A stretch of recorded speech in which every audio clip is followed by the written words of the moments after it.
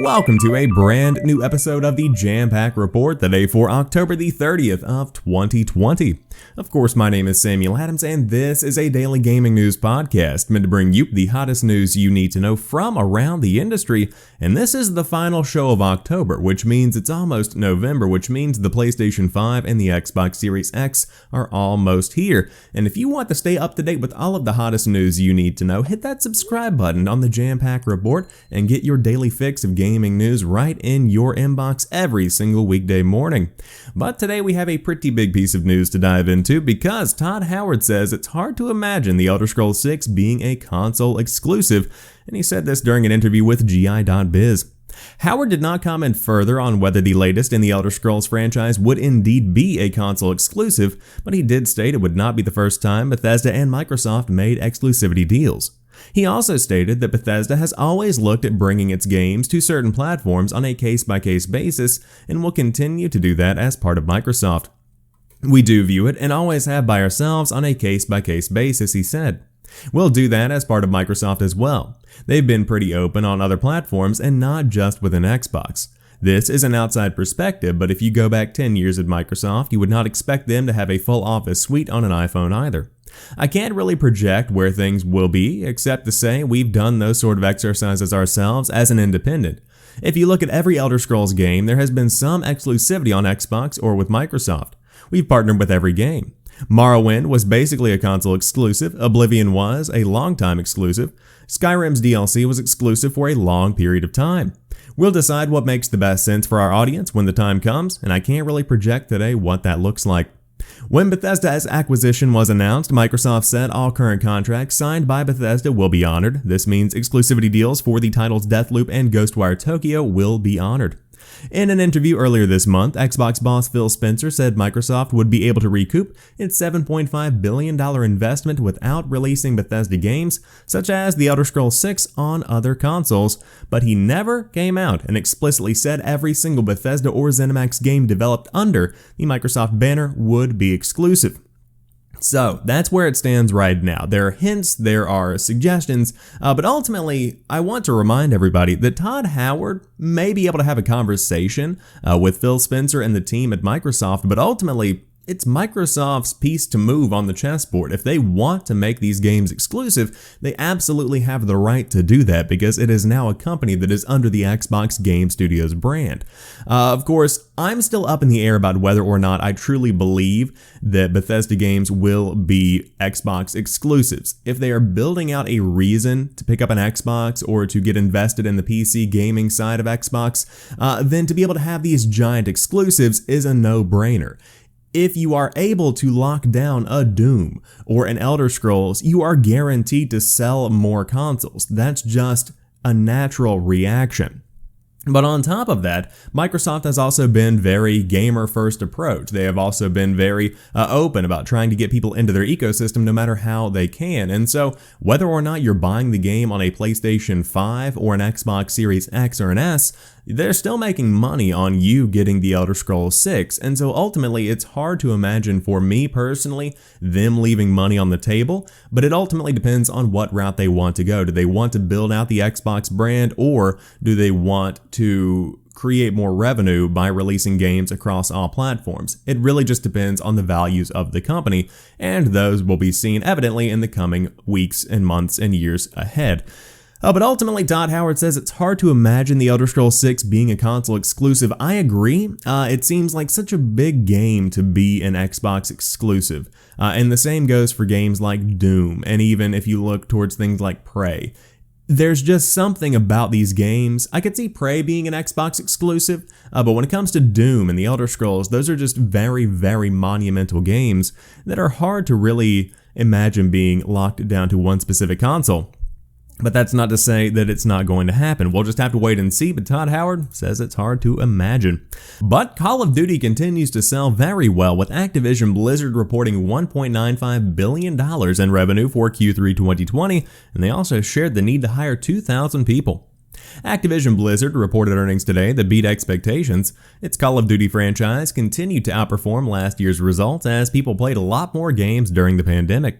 The Santa Monica, California-based game publisher said its non-GAAP revenues for the third quarter ended September 30th were $1.95 billion, up 38% from $1.28 billion 1 year ago. Activision Blizzard CEO Bobby Kotick said the company is raising its expectations for full-year results, and analysts expected Activision Blizzard's earnings per share to be 65 cents, with revenue at $1.7 billion. Obviously, both of those projections were surpassed. In an interview with GamesBeat, Kotick said the company needs to hire more than 2,000 people to meet its demands, but Activision Blizzard currently now has more than 10,000 employees. Of course, Call of Duty Black Ops Cold War will launch on PC, Xbox, and PlayStation platforms on November the 13th as a cross-play, cross-generation game, and WoW's next expansion, Shadowlands, is launching on November the 23rd. The big video game publisher said that both Warzone, the battle royale mode for Call of Duty Modern Warfare, and COD Mobile drove demand for the quarter, with both driving more than 3 times as many monthly active users as compared to the titles that came out last year. Activision had 111 million monthly active users. Kotick said that Warzone reached 80 million downloads.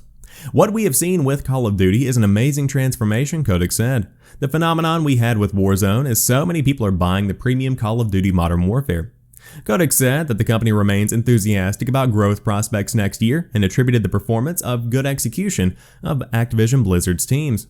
During the lockdown, other forms of entertainment like sports and movie theaters remained stalled because of social distancing and shelter-in-place orders during the pandemic. With few other options, more people than ever are turning to gaming. When Warzone launched on March the 11th, the US was just going into a pandemic lockdown. In its first 2 months, the free-to-play game got more than 60 million downloads in its first 52 days. Overall, Activision had 111 million monthly active users in the third quarter, down from 125 million in the second quarter. PC players on Call of Duty grew over 10 times compared to the same quarter 1 year ago, and combined console and PC players grew 7 times compared to 1 year ago. Players in the free-to-play Warzone also upgraded to Call of Duty Modern Warfare experience, enabling that game to reach the highest premium sales in the franchise's history.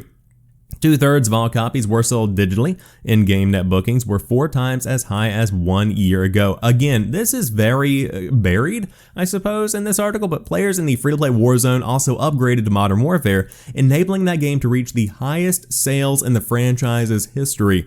Call of Duty Black Ops Cold War is testing well, with the public preview drawing far more players than 1 year ago. Call of Duty Mobile is now in its final large-scale testing in China, where more than 50 million players have pre-registered to date.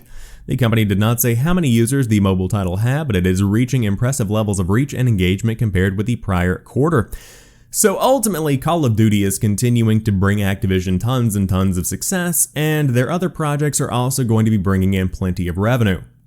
Now, one thing that has been mentioned is that Diablo 4 is still on track in its development course. On top of that, Overwatch 2 is still on track in its development course. So no updates as of right now for those two. But ultimately, Call of Duty is really going to be carrying Activision this year. Of course, Shadowlands is massive, Crash Bandicoot 4 is massive, Tony Hawk is massive, but ultimately, when it comes to the cash cow, Call of Duty is still drawing in plenty of revenue. And it makes sense because if you look at what you have, Call of Duty is a game that has a lot of connection to its audience. Call of Duty is a game that is comfortable for a lot of people.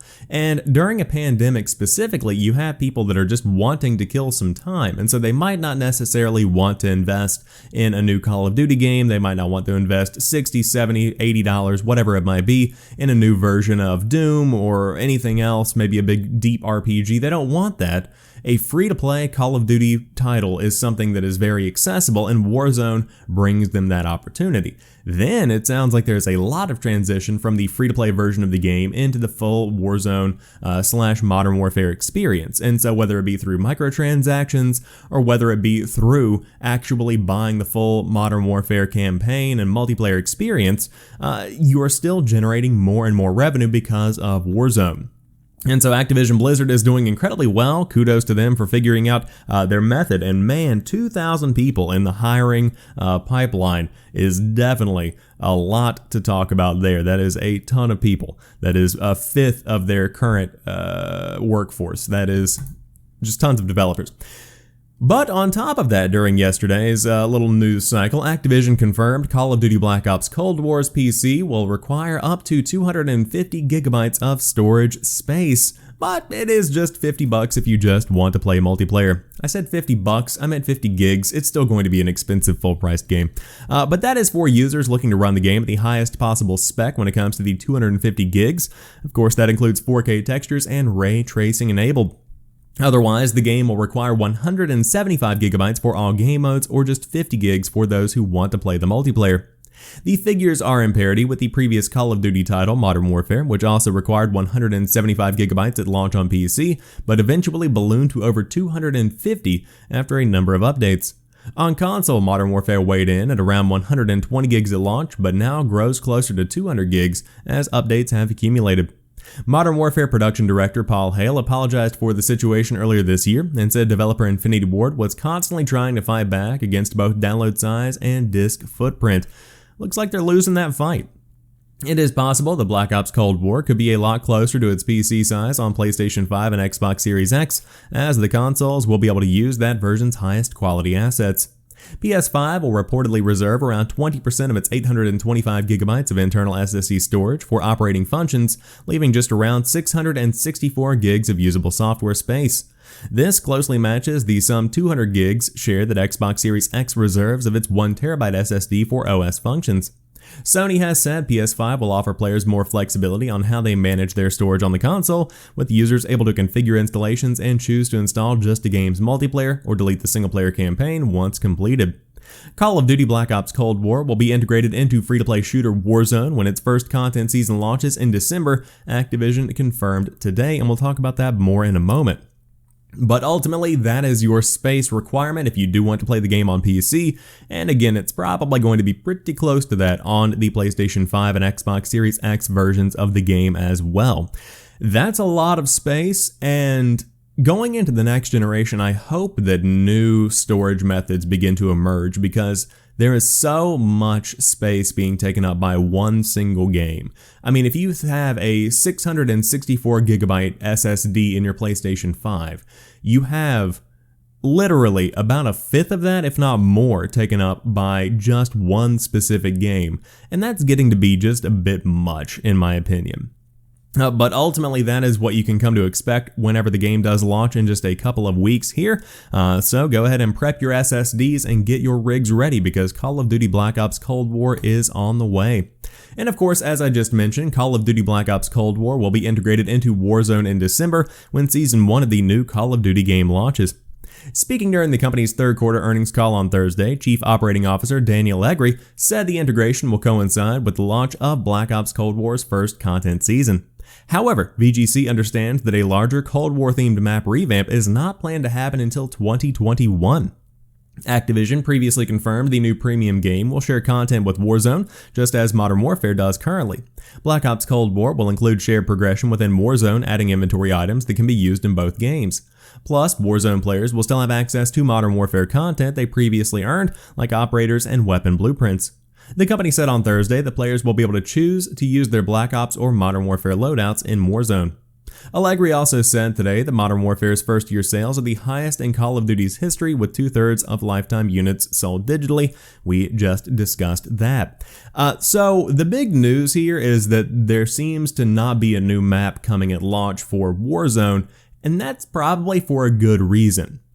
As I said, a lot of players just want some kind of Call of Duty experience, and so if there is something new and fresh within Warzone that launches alongside Call of Duty Black Ops Cold War, more people are going to be inclined to play Warzone rather than Call of Duty Black Ops Cold War.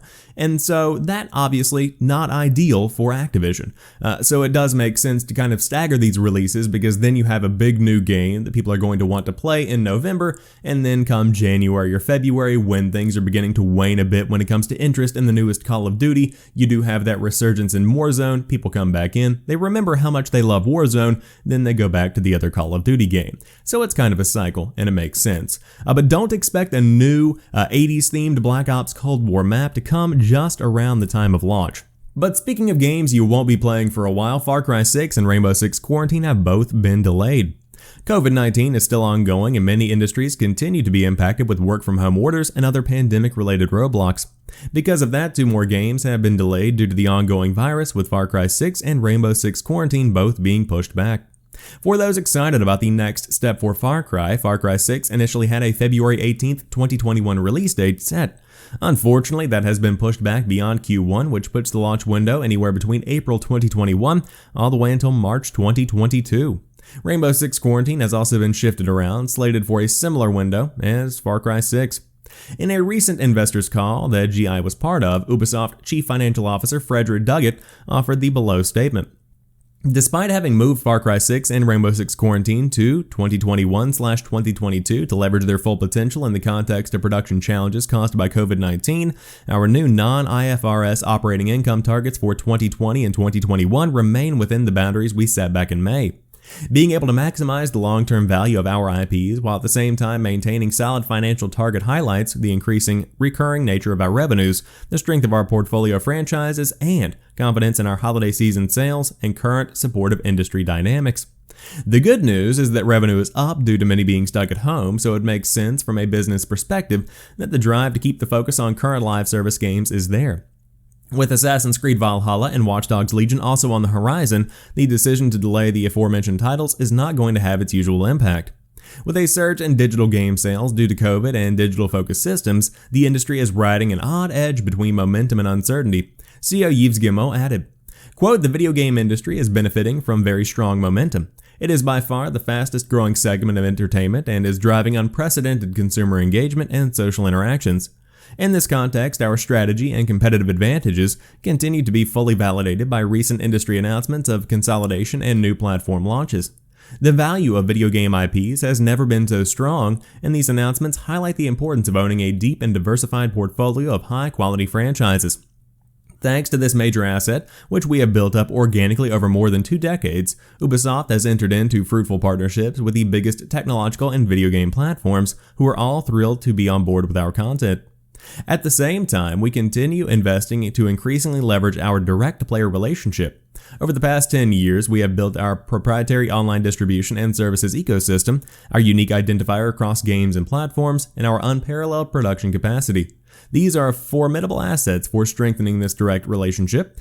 Through many entry points and business models, and with the introduction of Ubisoft Connect, we aim to offer players frictionless access and enriching experiences across our full catalog of games. This will expand discoverability, traffic, and global engagement to ultimately provide meaningful value to our players, our teams, and our shareholders over the coming years. The ongoing situation, and all of 2020 really, will have a lasting impact on many industries, including gaming.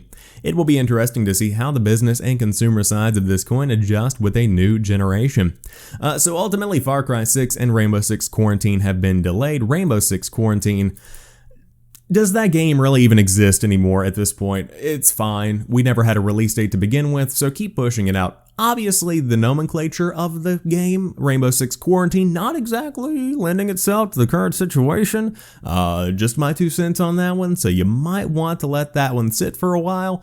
But ultimately, Far Cry 6, however, is a game that many are looking forward to, but it's not necessarily one that we need directly in February. You know, if you look at the rest of the games that are coming out and you look at the launch cycle of the Series X and the PlayStation 5, there are plenty of games to play. So if that one comes out sometime next summer, even next fall, it's going to be a very, very impressive game. And this is one of my most anticipated titles because, man, I love the potential that this is young Voss. That really just hits me right in the heart. But until then, you will have a couple of good games to play with Xbox Games with Gold for November of 2020. Nothing that can really compete with what PlayStation brings to the table yet again, but still some good games nonetheless. Origami Shadow Edition will be free for the entire month, and it's a native Xbox One game that usually costs $25. It's joined by Swim Sanity from November 16th through December the 16th, and on the original Xbox side, the tactical warfare game Full Spectrum Warrior is free from November the 1st through November the 15th, at which point it will be replaced by LEGO Indiana Jones for Xbox 360 until the end of November. Full Spectrum Warrior is an underrated gem for the original Xbox, and it might just be the standout this month. The game blends real-time action and strategy for a military simulation that remains unique well over a decade after its launch. You still have some time to grab a few games from the October lineup, including Slay Away Camp, Made of Scare, and Costume Quest.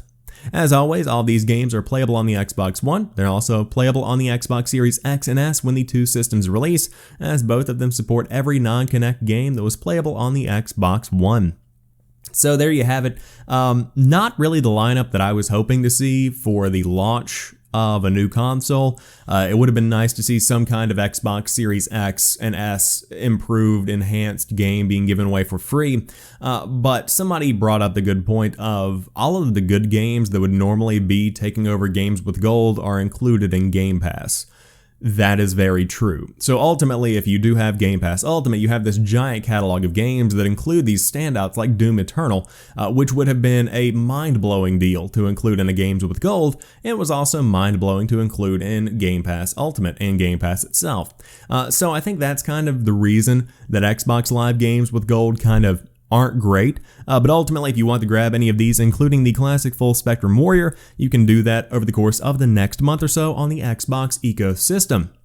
But that rounds out today's episode of the Jampack Report. I hope you guys enjoyed today's show, and by the time we're back on Monday, we will be in the month of the PlayStation 5 and the Xbox Series X and S. Very exciting times nonetheless, so subscribe and stay up to date, but until then, you guys have a fantastic weekend. I'll talk to you soon, and peace.